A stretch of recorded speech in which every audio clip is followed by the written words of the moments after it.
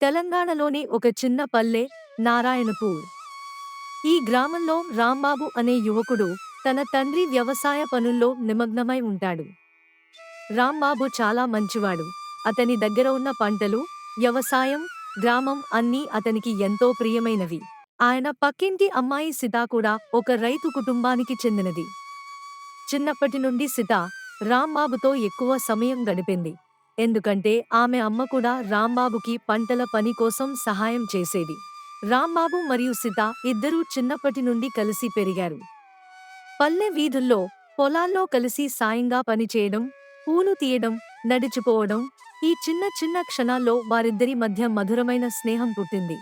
రాంబాబు సిత వద్దకు వస్తూ, ఈ పంటలకు నీటి అవసరం, మనం కలిసి మునుపటి విధానాన్ని మార్చి కొత్త పద్ధతులు ప్రయత్నిస్తే మంచిది అని సలహా ఇచ్చేవాడు.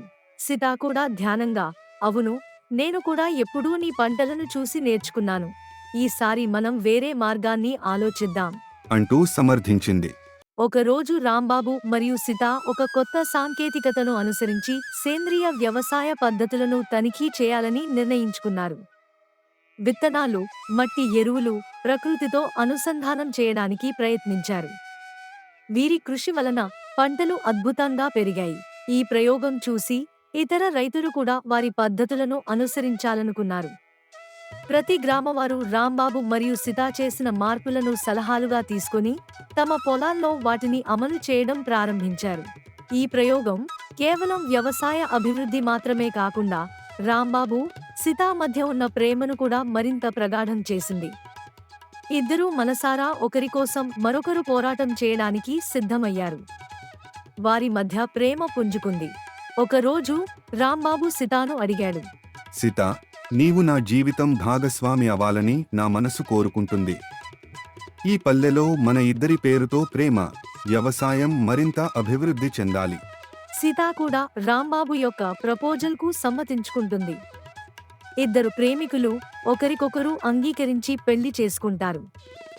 వడ్డేపల్లి గ్రామం వారిద్దరి జతగా వ్యవసాయ రంగంలో మార్పు తీసుకొస్తూ అందరికీ ఆదర్శంగా నిలిచింది. ఈ కొత్త దంపతులు వ్యవసాయ పద్ధతులలో మార్పులు, ఇష్టంతో గడిపే జీవితం అనే దృక్పథం నుంచి పల్లె జీవితాన్ని ఒక కొత్త దిశలో ముందుకు నడిపిస్తారు. ఈ కథ మనకు స్నేహం, ప్రేమ, పట్టుదలతో ఏ విషయం అయినా సాధ్యమే అనే గొప్ప సందేశం ఇస్తుంది. అలాగే కష్టపడి వ్యవసాయం చేసేవారికి తాము చేయాలనుకున్న మార్పును సాధించడంలో ఎంత బలమైన సహకారం, మన స్ఫూర్తి అవసరమో మనకు గుర్తు చేస్తుంది.